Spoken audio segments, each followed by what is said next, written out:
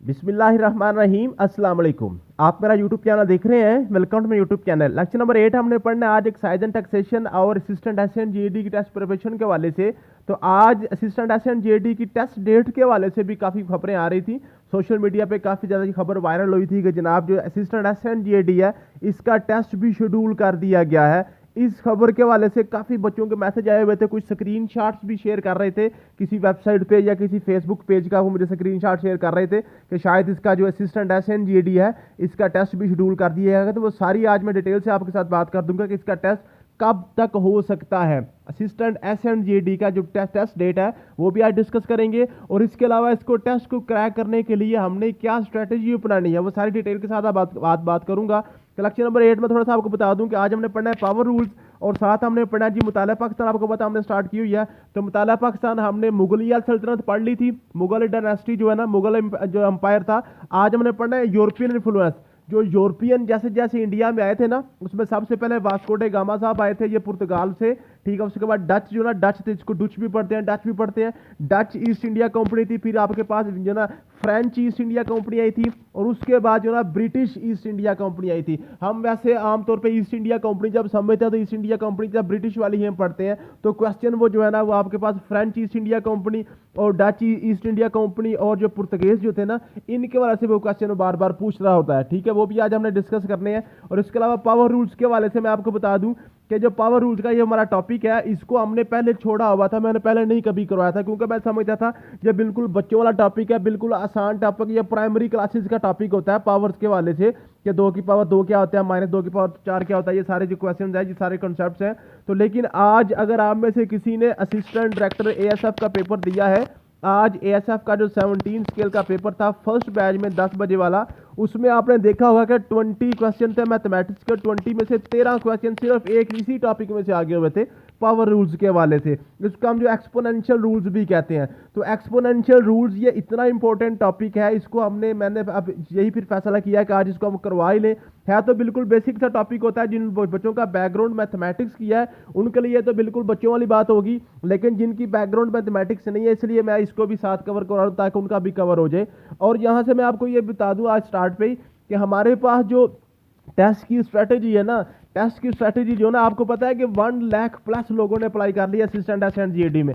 तो असिस्टेंट एसएनजीएडी का मैंने सिलेबस आपके साथ शेयर किया था। तो अब हमने करना क्या है, हमारा टोटल फोकस होगा इंग्लिश, मैथमेटिक्स, इस्लामिक स्टडी, पाक स्टडी, और आपके पास जो है ना ये कंप्यूटर साइंस, और ये हम कोशिश करेंगे इनके हवाले से ज़्यादा हम फोकस करके यहाँ से ही हमने कोशिश करनी है 65 to 70 मार्क्स हमने यहाँ से ही क्रैक करने हैं।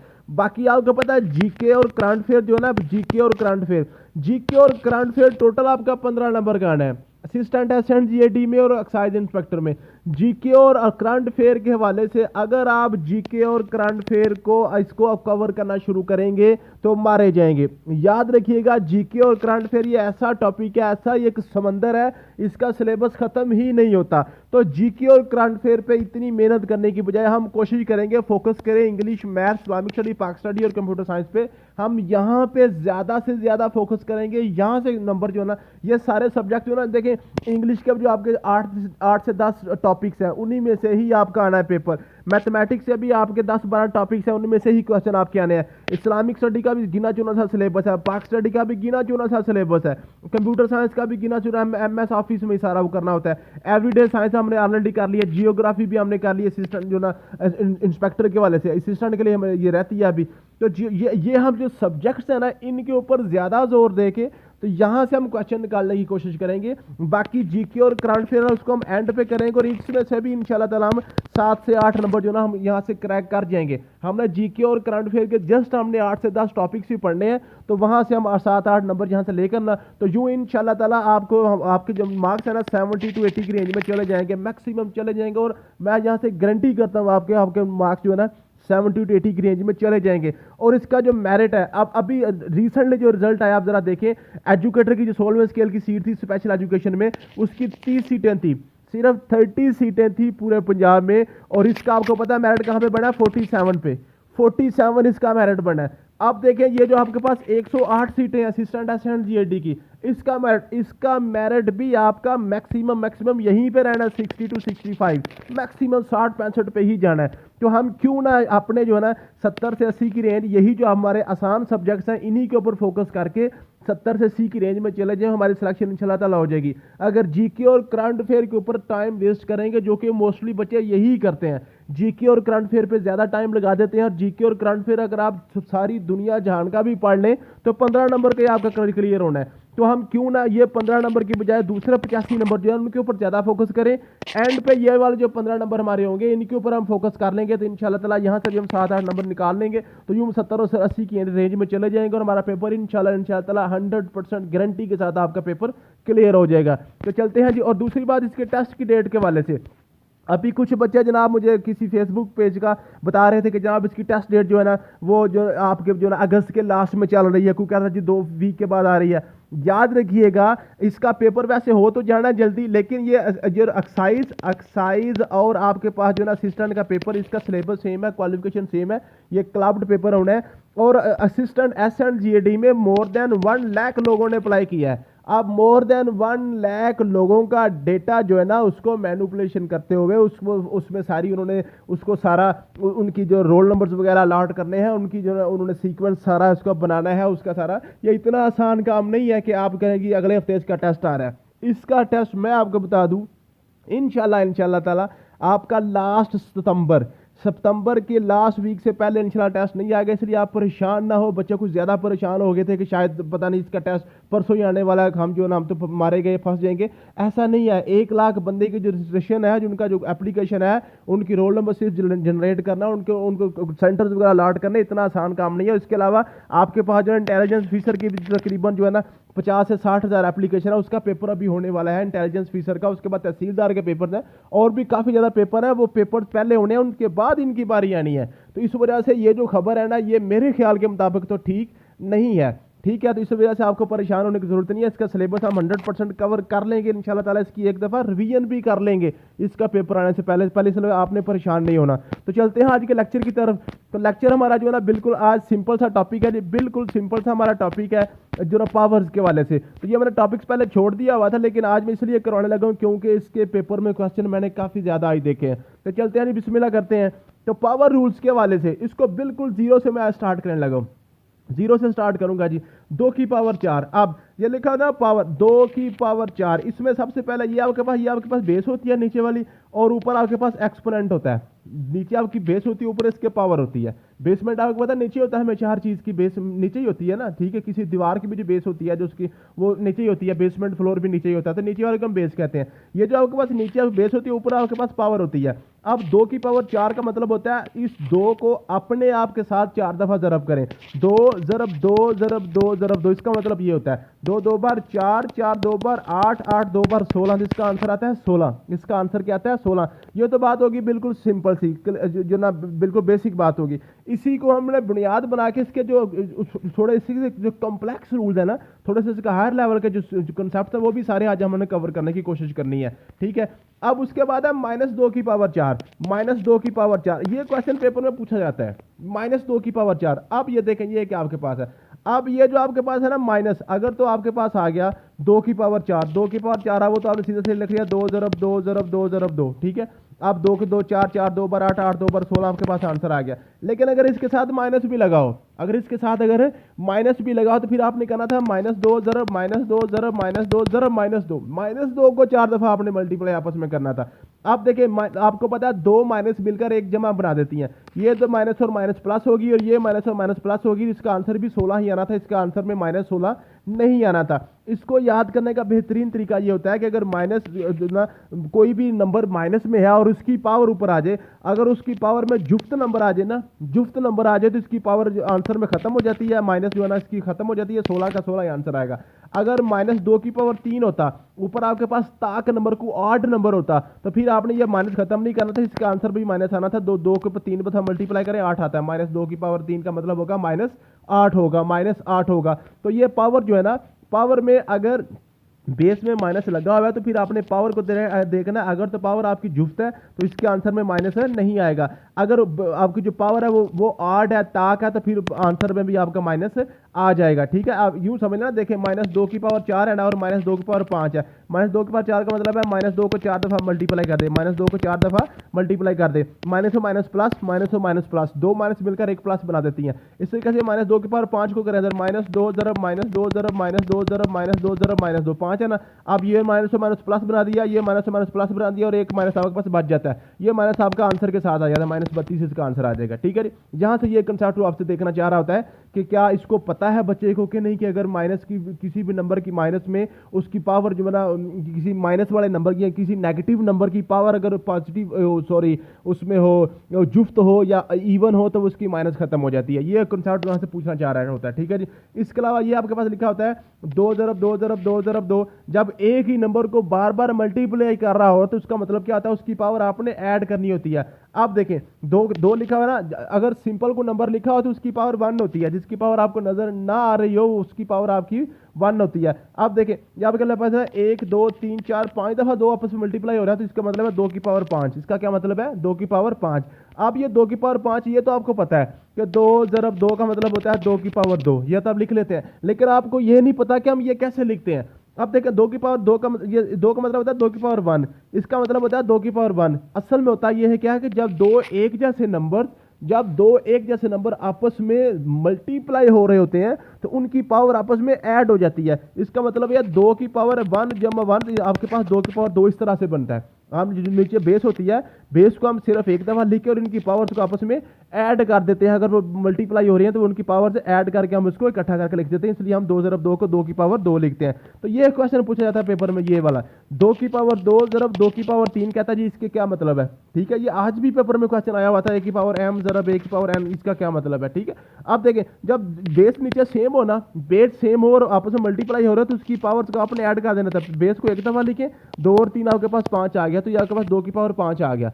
या आपके पास क्या आ गया, 2 की पावर 5 आ गया। ये क्वेश्चन पेपर में आज भी आया हुआ था, उसने लिखा हुआ था a की पावर m ज़रब a की पावर n, बताएं ये किसके बराबर है। तो a और a दो एक जैसी हैं, बेस है, इसको आपने एक दफा लिखना और जो ऊपर इनकी पावर है उनको आपने जमा कर देना, a plus m plus n, इसका आंसर आ गया। ये क्वेश्चन पेपर में पूछा गया हुआ था। अब नेक्स्ट आपके पास क्वेश्चन है 2 की पावर -1। अब पावर अगर माइनस में चले जाए, अगर पावर आपकी माइनस में चली जाए तो इसका मतलब होता है 2 की पावर -1 का मतलब होता है 1/2, 1/2, 1/2। ठीक है जी, समझ आएगी। आप देखें, लिखा हो ना 2 की पावर -5, इसका मतलब होता है 1/2 की पावर 5। जब किसी भी माइनस वाली पावर को बटे के नीचे ले जाए तो उसकी माइनस की पावर खत्म हो जाती है, पॉजिटिव बन जाती है। अगर ये इस तरह लिखा हो ना 1/2 की पावर -5, तो हम ये बटा खत्म करते हैं तो फिर 2 की पावर 5 बन जाता है। मीन्स के अगर पावर में माइनस आ जाए तो अगर बटा मौजूद हो तो बटा खत्म कर दें, या बटे में ऑलरेडी हो तो उसको बटा खत्म कर दें, या बटे में ना हो तो उसको बटे में ले जाए तो उसकी माइनस खत्म हो जाती है। 1/2 की पावर -3 लिखा हुआ है, तो इसका मतलब होता है 2 की पावर 3। इसको बटे में ऊपर ले जाए तो ये -3 वाला खत्म हो जाएगा, सिर्फ 3 रह जाएगा। ठीक है, अगर लिखा हो 2 की पावर -m, तो इसका मतलब होता है 1/2 की पावर m। इसको हम नीचे लेके जाके इसकी माइनस पावर में वो जो होती है वो खत्म कर सकते हैं। ये भी क्वेश्चन पूछता है वो कभी कभार। ठीक है जी, उसके बाद लिखा हुआ है a की पावर m ज़रब a की पावर n, इसका मतलब है a की पावर m जमा n, a की पावर m जमा n। ठीक है जी, समझ आ गया। अब लिखा हुआ है a की पावर 2 ज़रब b की पावर 2, a की पावर 2 ज़रब b की power 2, a square plus b square. ठीक है, आप देखें ये a और b दो मुख्तलिफ चीज़ें हैं, दो मुख्तलिफ नंबर है ना। अब इनकी पावर आप ऐड नहीं कर सकते, ये a square multiply by b square ही रहेगा, a स्क्वायर ज़रब b स्क्वायर ही रहेगा, इसकी पावर आप ऐड आप नहीं कर सकते। ये अगर बेस इनकी सेम हो फिर आप पावर ऐड करते हैं, अगर बेस सेम ना हो तो फिर आप पावर आप ऐड नहीं कर सकते। आगे जब आपके पास माइनस का a की पावर m और उसके बाद आपके पास डिवीजन लिखी हुई है, तकसीम है, डिवाइडेड बाय a की पावर n।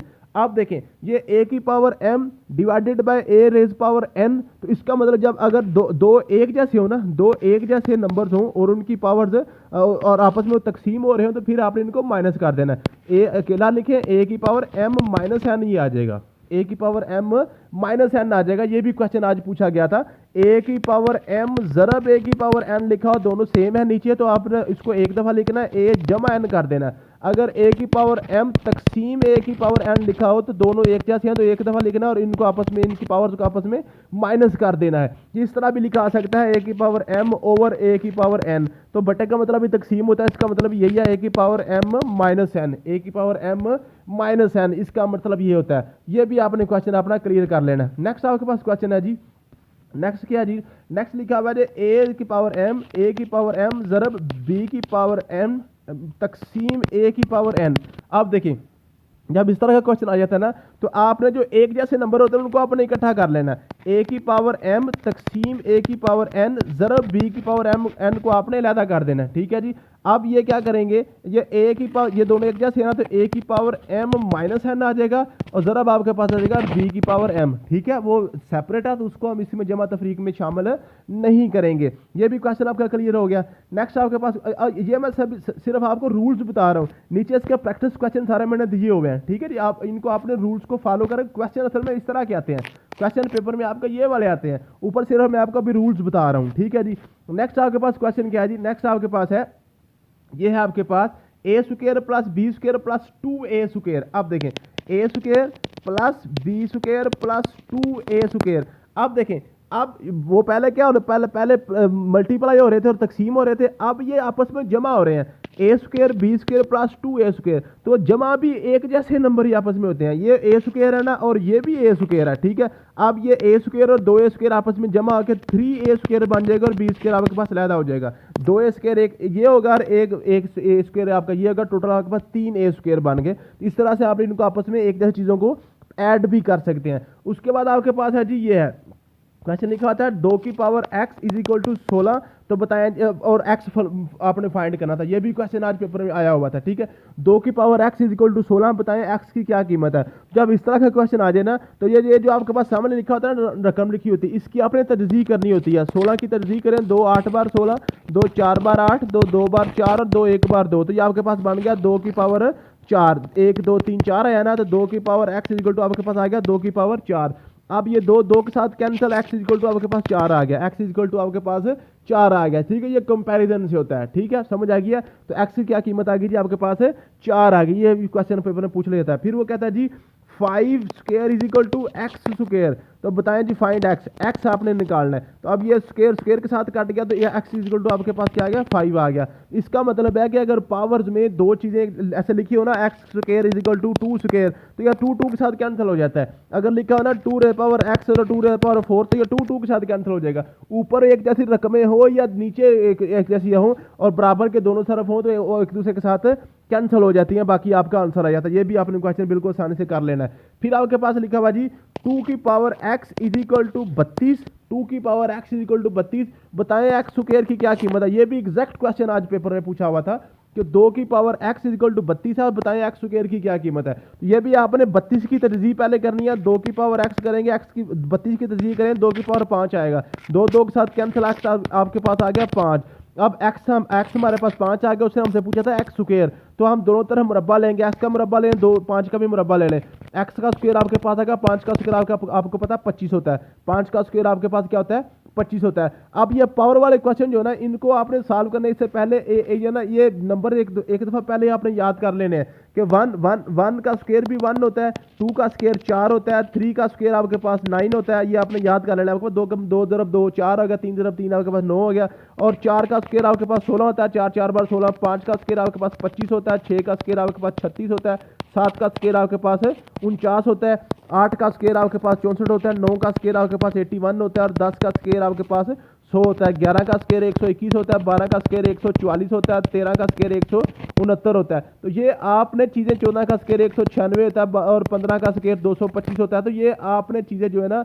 आपने ये स्क्वायर कम से कम आपको जुबानी आते होना चाहिए। बिल्कुल सिंपल है ना, 16 का स्क्वायर 16 ज़रब 16 है, 12 का स्क्वायर 12 ज़रब 12 है, ठीक है। तो ये आपने क्लियर कर लेना है। इसके अलावा इनके क्यूब्स भी आपको याद होने चाहिए, कम से कम पहले 5 नंबर के तो क्यूब आपको लाजमी आने चाहिए। 1 का स्क्वायर आपके पास 1 होता है, 1 का क्यूब भी आपके पास 1 नहीं होता है। 1 को आपसे आपस में मल्टीप्लाई 3 दफ़ा कर लें, चाहे 1000 दफ़ा करें, 1 1 नहीं रहना है। और 2 का क्यूब क्या होता है, 2 ज़रब 2 ज़रब 2, 3 दफ़ा ये आपके पास 8 आता है। 3 का क्यूब क्या होता है, 3 की पावर 3 आपके पास होता है, 3 ज़रब 3 ज़रब 3 आपके पास 27 होता है। 4 का स्क्वायर क्या होता है, जो 4 का क्यूब आपके पास 64 होता है, 4 ज़रब 4 ज़रब 4, ठीक है जी। इसी तरीके से 5 का क्यूब आपके पास क्या होता है, 5 ज़रब 5 ज़रब 5, ये 125 होता है। तो कम से कम यहाँ तक आपको क्यूब्स अच्छे तरीके से आने चाहिए, ठीक है जी। तो ताकि आपका टाइम ना वेस्ट हो वहाँ पे, आप वैसे भी आप इसको कर भी सकते हैं, लेकिन आपको कम से कम ये चीज़ें इतनी को ज़बानी आनी चाहिए, बिल्कुल बच्चों वाला काम है, ठीक है जी। उसके बाद ये क्वेश्चन आपके पास है जी, ये आपके पास 3-4 फार्मूलाज होते हैं, ये अपने लाजमी याद करने हैं। ये जो फार्मूले हैं ना, ये आपने क्लियर कर लेने हैं।